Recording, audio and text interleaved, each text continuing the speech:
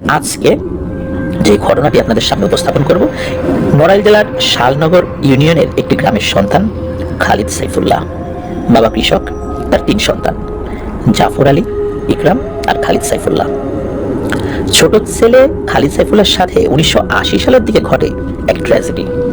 ওই সময় সাইফুল্লাহর বয়স 8 বছর। গ্রামের ছোট ছোট বাচ্চারা নদীর সাঁতরে ওপার গিয়ে দুষ্টুমি করে আবার সাঁতরে এপারে চলে আসতো। এটা ছিল তাদের নিত্যদিনের কাজ। হঠাৎ একদিন সাইফুল্লাহ তার বন্ধুদের সাথে একই রকম ভাবে সাঁতার কাটতে থাকে নদীতে। তো নদীতে সাঁতার কাটতে কাটতে সাইফুল্লাহ বরাবরের মতো ওপারে যায়, আবার এপারে আসতে থাকে। বন্ধুরা তার সাথে সাঁতার কাটছিল।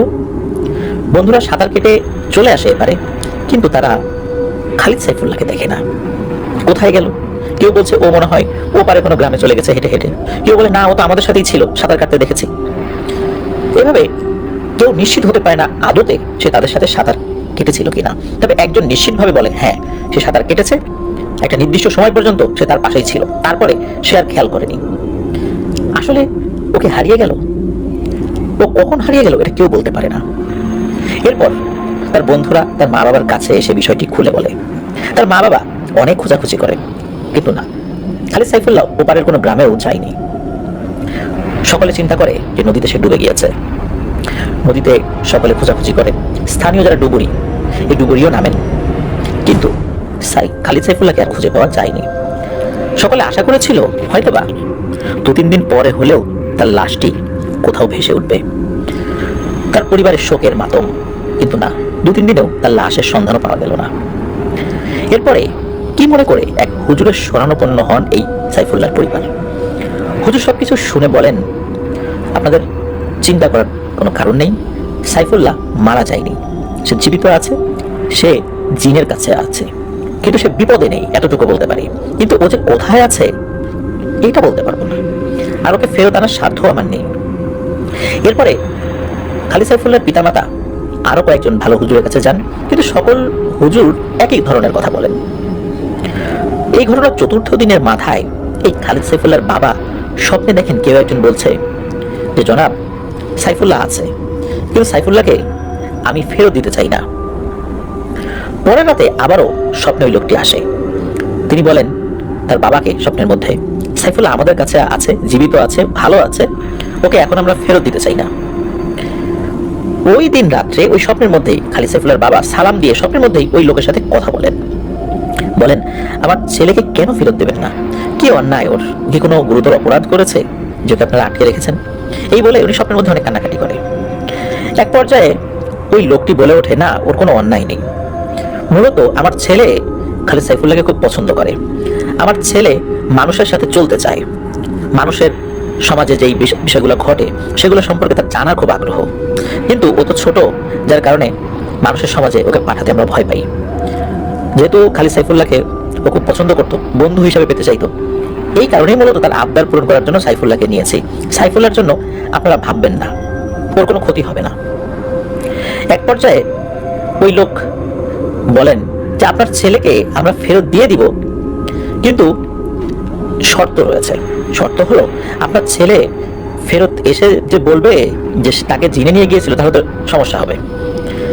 তো এই বিষয়টা জানাজানি হলে তো আপনারাও বেশ মুসিবতে পড়বেন, ও এলাকাতে একটু বাঁকা নজরে সকলের চোখের সামনে থাকবে, বিষয়টি ভালো দেখাবে না।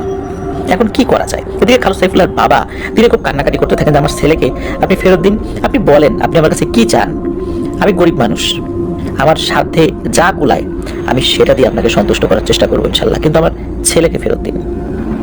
তখন ওই লোকটি বলে, আপনার ছেলেকে আমি ফেরত দিয়ে দিব, আপনার ছেলে আপনার বাড়িতে চলে যাবে, কিন্তু এই যে ব্যাপারগুলো হয়েছে, সে জিনেদের কাছে ছিল, এটা সে কাউকে জানাতে পারবে না, এবং আপনারাও কাউকে বলবেন না। আপনারা বলবেন যে সে তার আত্মীয় বাড়িতে বেড়াতে গিয়েছিল, রাগারাগি করে চলে গিয়েছিল, বা মন খারাপ করে চলে গিয়েছিল, বা দুষ্টমি করে চলে গিয়েছিল, কোনো একটা বলে দিবেন। আর আমার যে ছেলে যে খালিদ সাইফুল্লাহকে পছন্দ করে, সেও আপনার এই ছেলের সাথে যাবে। বলবেন এটা খালিদ সাইফুল্লাহর খালাতো ভাই, আপনার ছেলে এবং আমার ছেলে আগামীকাল আপনাদের বাড়িতে পৌঁছে যাবে। তবে শুরুতে আমরা চেষ্টা করবো আপনার ছেলেকেই দেওয়ার, এর কয়েকদিন পরে আমার ছেলেকে দিয়ে আসবো। আমার ছেলে যতদিন থাকবে ততদিন তাকে তাকে আপনাদের কাছে রাখতে হবে। এদিকে খালেদ সাইফুল্লাহর বাবা এই কথা শুনে বলেন যে জনাব, আমি তো গরিব মানুষ, আমি কাঠুরিয়া, গাছ কেটে খাই, আমি আমার সন্তানদেরই খাওয়াতে পারি না দুবেলা দুমুঠো। একজন মানুষ যদি বেড়ে যায় আমি তাকে খাওয়াতে পারবো, কিন্তু এ তো মানুষ নয়, ওর আদর আপ্যায়ন করার মতো ক্ষমতা তো আল্লাহ আমাকে দেননি। আমি কিভাবে কি করব, কি খাওয়াবো, কোথায় রাখবো? তখন আপনারা তো আমার উপর ক্ষিপ্ত হবেন। তখন ওই লোকটি বলে, ওই চিন্তা আপনাকে না করলেও চলবে, আমার ছেলের খরচ এবং আপনাদের পরিবারের সকল খরচ আমি বহন করব। শুধু আমার ছেলে যতদিন মানুষের সাথে থাকতে চায় ততদিন রাখতে হবে, আবার ও যখন চলে যেতে চায় ও চলে যাবে। তখন খালিদ সাইফুল্লাহর বাবা ওই শর্তে রাজি হয়ে যান। সত্যি পরবর্তী দিন সাইফুল্লাহ চলে আসে। সবাই তো অবাক, সবাই জিজ্ঞেস করে, এই তুমি কোথায় ছিলা? সাইফুল্লাহ বলে যে আমাকে জিনেরা নিয়ে গিয়েছিল, আবার দিয়ে গেছে, বেশি কিছু জানি না। এখন তার বাবা কিন্তু আবার পরবর্তী বলে, খবরদারি কথা বলা যাবে না, সবাই তো তোমাকে পাগল বলবে। তখন আবার ও ওর বক্তব্য চেঞ্জ করে। ছোট মানুষ তো আসলে ওভাবে এই প্যাচের ব্যাপারগুলো সে ধরতে পারেনি। খালিদ সাইফুল্লাহ ফেরত আসার 2-3 দিন পরে সাইফুল্লাহর সাথে যেই জিনের ছেলের সাক্ষাৎ হয়েছিল তাদের দেশে বা তাদের জগতে, এই ছেলেটিও এক রাত্রে এসে ডাক দেয়, সাইফুল্লাহ ও সাইফুল্লাহ। যেহেতু খালিদ সাইফুল্লাহর বাবা এবং সাইফুল্লাহ জানতো ব্যাপারটা, তার দরজা খুলে দেয়, দেখে ওই ছেলেটি চলে এসেছে, তাকে বাড়িতে ঢুকায়। খালিদ সাইফুল্লাহ তখন ক্লাস 2-তে পড়তো। জিনের ছেলেকে খালাতো ভাই পরিচয় দিয়ে একই ক্লাসে ভর্তি করানো হয়, নাম ঠিকানা দেওয়া হয়। তখনকার সময় তো এত যাচাই বাছাই চলতো না। এইভাবে চলতে থাকে দিন। দিন যাচ্ছে, সময় চলে যাচ্ছে, ওরাও বড় হচ্ছে, মাস যায়, বছর চলে যায়। এর মাঝে খালিদ সাইফুল্লাহর মেজো ভাই ঢাকাতে এই খালিদ সাইফুল্লাহর জন্য একটা চাকরি জোগাড় করে। তখন সাইফুল্লাহ পড়ে যায় একটা মুসিবতে। কারণ হলো যে এত দিন একসাথে এই জিনের ছেলের সাথে সে বড় হয়েছে, খেলাধুলা করেছে, যদিও পরিবারের অন্য ভাইয়েরা এই বিষয়টা জানতো না শুরুর দিকে। তারা চিন্তা করেছে যে হয়তোবা দূর সম্পর্কের কোনো খালা এসেছে, তো তারা এই বিষয়টা নিয়ে আসলে অতটা মাথা ঘামায়নি। এখন খালিদ সাইফুল্লাহর তো একটা চাকরি হয়, এভাবে কতদিন তাকে তো একটা কর্ম করতে হবে, তাই না? তো ওই যে জিনের ছেলে, তার নাম ছিল জিসান। একটা পর্যায়ে সাইফুল্লাহ কাজ করার জন্য সে শহরে চলে যায়। এদিকে এই জিনপুত্র জিসান একা হয়ে যায়। তখন সাইফুল্লাহর বাবা মাকে জিসান বলে, আমি তো দীর্ঘ সময় আপনাদের সাথে ছিলাম, যদিও আমাদের দেশের হিসাবে আপনাদের এই সময়টা আমাদের কাছে কিছুই নয়, কিন্তু আপনাদের হিসাবে এই সময়টা অনেক দীর্ঘ। এই সময় আপনাদের সাথে আমি ছিলাম, মানুষ সম্পর্কে অনেক ভালো ভালো জিনিস আমি জেনেছি, যেটা আমার ভবিষ্যৎ জীবনে অনেক কাজে দেবে। যেহেতু সাইফুল্লাহ চলে গেছে, আমার একা একা ভালো লাগছে না, আমার সব আশা পূরণ হয়ে গেছে। আর আমিও চাইছিলাম মানুষের সমাজে থেকে পৃথিবীকে উপভোগ করতে, সেটা আমি করতে পেরেছি আলহামদুলিল্লাহ। আরেকটি জিনিস চাইছিলাম, আপনাদের ছেলেকে যেন কোন একটা ভালো জায়গায় আমি চাকরির ব্যবস্থা করে দিতে পারি। পরোক্ষভাবে সেই কাজটি আমি করেছি। তো আপনাদের আমি কোনো ক্ষতি করিনি, আল্লাহ সাক্ষী। এখন আপনার সুখে শান্তিতে থাকতে পারবেন, আর আমি যদি কোনো ভুল করে থাকি আমাকে ক্ষমা করে দেবেন। আমার এখন বিদায়ের সময় হয়ে গেছে, আমি চলে যেতে চাই। এসব কথা বলে এই জিনপুত্র জিসান সে চলে যায়। সাইফুল্লাহর মা বাবা তখন বলে যে, বাবা তুমি সুযোগ করে আমাদেরকে কিন্তু দেখে যেও, তোমাকেও আমার আর এক সন্তানের মতো করে কিন্তু এই দীর্ঘ সময় দেখেছি। জিসান কথা দেয় সে মাঝে মাঝে আসবে। এরপর বেশ কয়েকদিন পর একদিন জিসান রাতের বেলা আসে, এসে বলে, আমার আব্বু আম্মু আপনাদের বাড়িতে আসতে চান, আপনাদের সাথে দেখা করতে চান, কথা বলতে চান। খালিদ সাইফুল্লাহর বাবা মা বলল, ঠিক আছে আসুক, কোনো সমস্যা নেই। জিসান বলে, সমস্যা আছে, তাদের ছেলেকে আপনারা বড় করে লালন পালন করেছেন, এতটা সময় আমাকে আপনারা রেখেছেন, যদিও তারা আপনাদেরকে সহযোগিতা করেছে, কিন্তু তারপর একটা কৃতজ্ঞতা বোধ কিন্তু রয়েছে তাদের। তারা যে আসবে তারা কিন্তু আপনাদেরকে কিছু দিতে চায়, মনোযোগ দিয়ে শোনেন। তারা কিছু দিতে চাইলে বলবেন আমরা কিছু নেব না, তারা যতই জোরাজোরি করুক বলবেন যে কিছু নেব না। সাইফুল্লাহর মা বাবা বলল ঠিক আছে। সাইফুল্লাহর মা বাবা রাতের বেলা খাবার খেয়ে ঘুমিয়ে পড়ে। রাতের মধ্য যখন হয়ে গেছে, মানে মধ্যরাত, তখন হঠাৎ দরজার বাইরে কয়েকজনের হাঁটা চলার শব্দ তারা শুনতে পান।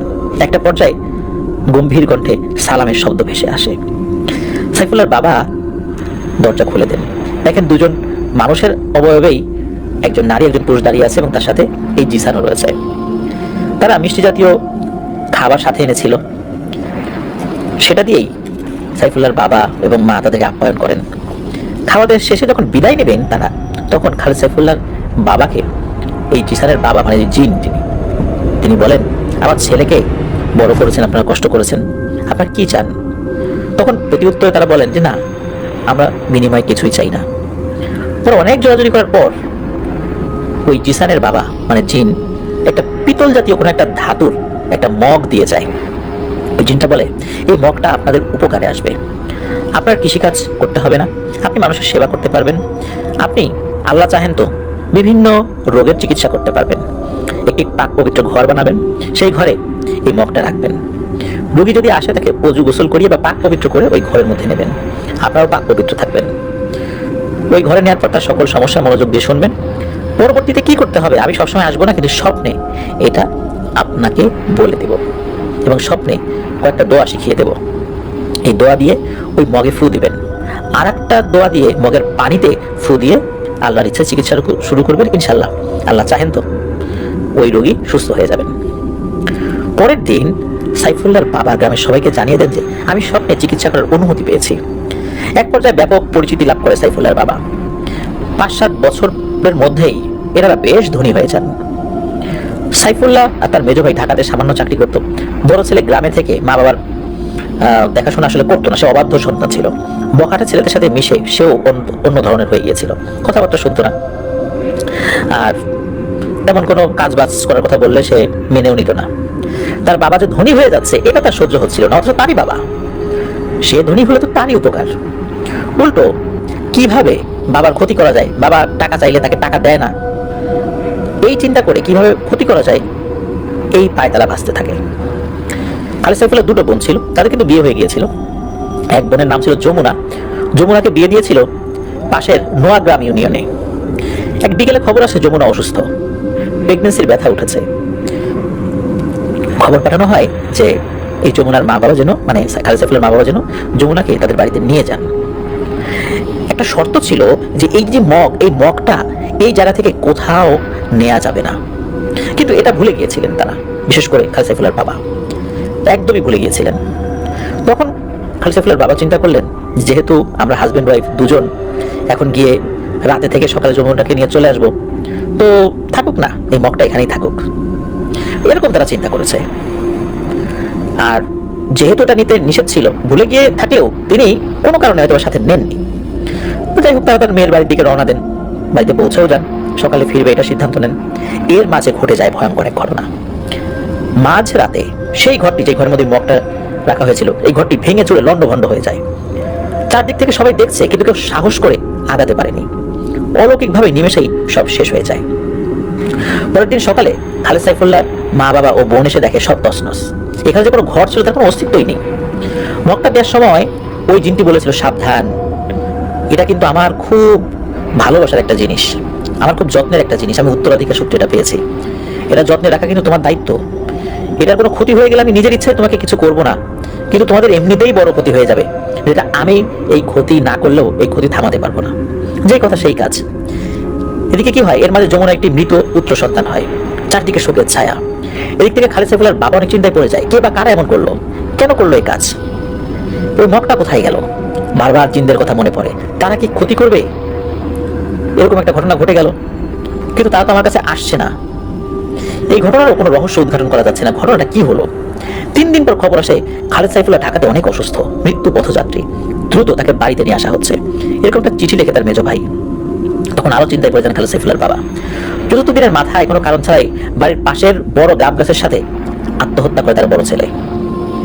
মূলত এই বড় ছেলেই ছিল সেই খারাপ ছেলেটা, যে ছিল অবাধ্য। চারদিকে বিপদ নেমে আসে। 6 দিনের মাথায় খালেদ সাইফুল্লাহর বাবার স্বপ্নে আসেন সেই জিন। জিন তাকে বলে, তোমাকে বলেছিলাম মগটা সাবধানে রাখতে পারোনি, কত বড় ক্ষতি হয়ে গেল দেখো। আমি কিন্তু ক্ষতি করি নাই, এমনিতেই ক্ষতি হয়ে গেছে, আল্লাহ তাআলার তরফ থেকে আসছে ক্ষতি। খালেদ সাইফুল্লাহ থাকবে না। তোমার বড় ছেলেকে কিন্তু আমরা কিছু করি নাই, ও ওর পাপের শাস্তি পেয়েছে। আর তুমি যে ভুল করেছো, এই জন্য তোমার মেয়ের মৃত সন্তান হয়েছে, আর খালেদ সাইফুল্লাহ বাঁচবে কিনা জানি না। এরপর 3 দিনের মাথায় বিকেলবেলা ভ্যানে করে একই গ্রামের রফিক নামে একটা ছেলে আসে। ভ্যানে শোয়া অবস্থায় রফিক মাফ চায়। খালেদ সাইফুল্লাহর বাবাকে বলে, টাকা আমাকে মাফ করে দেন। খালেদ সাইফুল্লাহর বাবা বলেন, বাবা আমার তো কিছু করার নাই, সেই মগটা তো এখন আর আমার কাছে নাই, টাকার চিকিৎসা করতাম, আমি কিভাবে তোমার চিকিৎসা করবো? তোমার জন্য আল্লাহর কাছে দোয়া করা ছাড়া তো আমার কোনো উপায় নেই। তখন রফিক বলেন, চাচা আপনাকে একটা কথা বলতে আসছি, আমি এই জন্যই মাপ চাইতে আসছি। আপনার উন্নতি দেখে আপনার বড় ছেলে আমাকে নিয়ে প্ল্যান করে যে মগটা চুরি করবে, এবং এই অনুযায়ী মগটা চুরি করে বিক্রি করে দেওয়ার জন্য মগটা আমি আমার ঘরের শোকেসের ড্রয়ারে রেখেছিলাম। রাতের বেলা আমরা দুজনে মিলে এটা চুরি করেছিলাম, কিন্তু মগটা আমার কাছে ছিল। পরের দিন যখন শুনি আপনার এই ঘরটা তছনছ হয়ে গেছে, এটা দেখে আমরা দুজনে অনেক ভয় পেয়ে যাই। মগটা দিয়ে দেওয়ার জন্য দ্রুত বাসায় গিয়ে আমি মগটার খোঁজ করি, যে এখানে এসে আমি মগটা রেখে যাবো। গিয়ে দেখি মগটা ওখানে নেই। তখন আমরা অনেক ভয় পেয়ে যাই। ঘটনা কেউ যাতে জানতে না পারে তাই কাউকে কিছু জানাইনি। তখন আপনার চারদিকে এত বিপদ, তখন আমিও ভয় পেয়ে গেছি। আর আমি আস্তে আস্তে প্যারালাইজড হয়ে এই অল্প সময়ের মধ্যে ঘরে পড়ে গেছি। আপনি আমাকে যদি মাফ না করেন আমি এর থেকে মুক্তি পাবো না। রফিক অনেক কান্নাকাটি করে। তখন সাইফুল্লাহর বাবা বলে, বাবা তোমরা যে ভুল করেছো তো আসলে মাফ হয় না, আমার হাতে মাফের সেই অপশনটা নেই, দেখি জিনেদের বলে দেখি মাফ পাওয়া যায় কিনা। তবে আমার যদি হক তোমরা কোনোটা নষ্ট করো আমি ক্ষমা করে দিলাম, কিন্তু জিনেদের হক যদি নষ্ট করো এই ক্ষমা করার ইখতিয়ার তো ওদের আছে, আমার নাই। এর মাঝে সাইফুল্লাহকে অনেক জায়গায় চিকিৎসা করানো হয়েছিল, কিন্তু কোনো উন্নতি হয় না, হাঁটাচলা ঠিক মতো করতে পারে না। আস্তে আস্তে সে মৃত্যু পথযাত্রী হয়ে যায়। 15 দিনের মাথায় স্বপ্নে সেই জিন আসে। তখন সাইফুল্লাহর বাবা কান্নাকাটি করে বলেন, সাইফুল্লাহর তো আসলে কোনো দোষ নেই, বড় ছেলে পাপের শাস্তি পেয়েছে। আমি জানলে মগটা রেখে কোথাও যেতাম না। কেউ যে আমার ক্ষতি করবে এবং সেটা যে আমারই ঘরের কেউ করবে এটাও তো কখনো কল্পনা করতে পারিনি। যা হয়েছে অজান্তেই হয়েছে, জানা থাকলে কেউ কি এই কাজ করে? আমি কখনোই আমার মেয়ের বাসায় যেতাম না, আমাকে ক্ষমা করে দেন। আপনার মগ আপনার কাছে রেখে দেন, আমার সন্তানকে ভালো করে দেন, এর বিনিময়ে কিছুই চাই না। রফিকুর ভুল স্বীকার করেছে, তাই ওকে ক্ষমা করে দেন। পরবর্তীতে ওই জিনটি বলে, মগ দেওয়ার সময় বলেছিলাম মগটার কিছু হলে আমার অজান্তেই ক্ষতি হয়ে যাবে, যা হয়েছে হয়েছে, যেহেতু আপনি অনুতপ্ত হয়েছেন আমার তরফ থেকে আমি মাফ করে দিলাম, কিন্তু যারা মগের ক্ষতি করেছে তাদেরকে তো আমি ছাড়তে পারবো না, কারণ এই মগ হারানোর কারণে আমারও ক্ষতি হয়েছে, তাদের পাপের শাস্তি তো তাদেরকে পেতেই হবে। রফিককে ওইভাবেই জীবনযাপন করতে হবে। প্রিয় লিসেনার্স, রফিক এখনো নাকি ওভাবেই জীবনযাপন করছে। অনেক চিকিৎসা করা হয়েছে কিন্তু কাজ হয়নি। এখন লাঠি দিয়ে সামান্য দূর পর্যন্ত চলাফেরা করতে পারে রফিক। সাইফুল্লাহ যতদূর পর্যন্ত ধনী হয়েছিল আস্তে আস্তে তাদের সম্পদ কমতে থাকে। সাইফুল্লাহ সুস্থ হয়ে যায়। সাইফুল্লাহ তার মেজো ভাই ঢাকার ওই চাকরি দিয়ে কোনোভাবে জীবনযাপন করছিল, তারা আবার পূর্বের ন্যায় গরিব হয়ে যায়। সাইফুল্লাহর বাবা বার্ধক্যের কারণে মারা যান। সাইফুল্লাহ বিয়ে শাদী করে। অলৌকিক ঘটনার মতো সাইফুল্লাহর যে পরিবার, বিশেষ করে তার মা তার ভাইরা যেদিকেই বাড়ি বানাতো প্রতি বছর ওই দিকটাতেই নদী ভাঙন হতো। আর আগের জমি জমা বিক্রি করে খেতে খেতে আর তাদের জমি জমাও ছিল না, তাই অন্য মানুষের জমিতে ঘর বানিয়ে থাকতো। এক জায়গায় 2 বছর বেশি থাকতে পারে না। এলাকার মানুষ তাদের উপর খুব বিরক্ত হয়ে যেত। এক পর্যায়ে গ্রামবাসী সিদ্ধান্ত নিয়ে জানায়, তোমাদের এখানে রাখা যাবে না, এইভাবে মানুষের জমি জমা নষ্ট করবো কতদিন, তোমরা যেখানেই যাও ওই সাইডটায় নদী ভাঙন হয়। যেহেতু ওখানে যে মধুমতি নদী রয়েছে সেই মধুমতি নদীর কাছেই তারা থাকতো, তো এই কারণে এলাকার মানুষ বললো তোমরা দূরে চলে যাও, অনেক দূরে, আমরা নিজেরা কিছু টাকা পয়সা তুলে দিই, তা দিয়ে দূরে বসবাস করো। সাইফুল্লাহ সেখান থেকে চলে যায়। শেষ খবর পাওয়া পর্যন্ত জানা গিয়েছিল সাইফুল্লাহর মা এখনো জীবিত আছেন। পেটের দায়ে সাইফুল্লাহর মা ভিক্ষা করেন। এর মাঝে মেজো ছেলেটা এক দুর্ঘটনায় মারা যান। এভাবে জীবনযাপন করছে খালেদ সাইফুল্লাহ ও তার মা। জীবন আসলেই বড়ই বিচিত্র। পৃথিবীর অনেক রহস্য চারদিকে ছড়িয়ে আছে, কোনো রহস্য উদ্ঘাটিত হয়, কোনোটা হয় না। আর জিনদের দেওয়া কোনো জিনিস আসলেই অনেক বিচিত্র। এটা হারিয়ে গেলে তারা ক্ষতি না করলেও কিভাবে যে আপনা আপনি ক্ষতি হয়ে যায় তা আল্লাহ সুবহানাহু ওয়া তাআলাই ভালো জানেন। এটাই ছিল ঘটনা। প্রিয় লিসেনার্স, আশা করছি খালিদ সাইফুল্লাহর এই ঘটনাটি আপনাদের ভালো লেগেছে। লোভে পাপ, পাপে মৃত্যু, এটা আবারও প্রমাণিত হলো। আর ঘরের মানুষও যে এরকম ভয়ানক শত্রুতা করতে পারে এই ঘটনা থেকে সেটাও প্রতীয়মান হয়। আল্লাহ আমাদেরকে হেফাজত করুন। প্রিয় লিসেনার্স, অনেক বুজুর্গ ব্যক্তির একটা কথা সবসময় বলতেন, পরামর্শ দিতেন, এখন অনেকে সেটা দেন। সেটা হলো, জিনেরা কিছু দিলে সেটা আসলে রাখতে হয় না, কারণ এটার যে গুরুত্ব, যে ভারত্ব, এইটার একটু এদিক ওদিক হলেই বিশাল বিপদ নেমে আসে। তারপর জিনেদেরকে দিয়ে তাদের ইচ্ছার বিরুদ্ধে কোনো কাজ করতে হয় না। জিনদেরকে বশীভূত করা সুস্পষ্ট হারাম। তবে কারো আমলের কারণে কোনো জিন যদি এমনিতেই তার কাছে আসে, এমনিতেই যদি নিজ ইচ্ছায় কারো কাজ করে দিতে চায়, তাহলে কোনো সমস্যা নেই। কিন্তু তাদেরকে কমান্ড করে তাদেরকে দিয়ে কোনো কাজ করানো জায়েজ নেই, এটা করা যাবে না। আর জিন সাধনা এটা তো সুস্পষ্ট হারাম, এটা আমাদের ধর্মে কোনোভাবে অ্যালাউড না। অনেকে চিন্তা করেন যে আমরা জিন হাসিল করব, জিন পুষব, এগুলো কিন্তু কোনোভাবেই এটা করা যাবে না। আপনারা এ বিষয়ে বিস্তারিত যদি জানতে চান, কোনো ভালো মুফতির সাথে কথা বলতে পারেন যে জিন সাধনা করা যায় কিনা, উনি ভালো তথ্য আপনাদেরকে দিতে পারবেন। আমি যতটুকু জানি আপনাদেরকে সেটা বললাম। প্রিয় লিসেনার্স, এই জগৎ থেকে যত দূরে থাকা যায় ততই ভালো। আগ্রহ থাকা ভালো, আগ্রহের মধ্যেই থাকে, কিন্তু অতি আগ্রহ আমাদের বিপদের কারণ হতে পারে। এই কারণে আল্লাহ আমাদেরকে এগুলো থেকে হেফাজতে রাখুন। প্রিয় লিসেনার্স, পাতালবাসী বইটি আপনারা এখনও চাইলে অর্ডার করতে পারেন। রকমারিতে গিয়ে পাতালবাসী লিখলেই চলে আসবে। আর প্রান্ত প্রকাশন থেকে বইটি প্রকাশিত হয়েছিল। আমরা চেষ্টা করছি এবারও আরও একটি বই অমর একুশে বইমেলায় নিয়ে আসার জন্য, যেখানে শুধু আপনাদের পাঠানো ঘটনাগুলি থাকবে। লিসেনার্স, এপিসোডের শেষ দিকে চলে এসেছি। যারা আমাদের চ্যানেলে এখন সাবস্ক্রাইব করেননি তারা দ্রুত সাবস্ক্রাইব করে ফেলুন প্লিজ। আমাদের যে পেজ এবং গ্রুপ রয়েছে আফনান দ্য হরর ওয়ার্ল্ড নামে, যার লিঙ্ক আমি আমাদের ভিডিও ডিসক্রিপশনে দিয়ে রেখেছি, সেখানে গিয়ে আপনারা আমাদের পরিবারের সদস্য হয়ে যেতে পারবেন। প্রতি বুধবার রাত 10:59 আমাদের ফেসবুক পেজে আমাদের এই আফনান দ্য হরর ওয়ার্ল্ড চ্যানেলে প্রচারিত বিভিন্ন জনপ্রিয় ঘটনার মধ্যে একটি করে ঘটনা আমরা আমাদের পেজে আপলোড করে থাকি প্রতি বুধবার রাত 10:59। আপনারা আমাদের পেজে গেলেও সেই একটি ঘটনা শুনতে পারবেন। পুরোনো ঘটনাগুলো আবার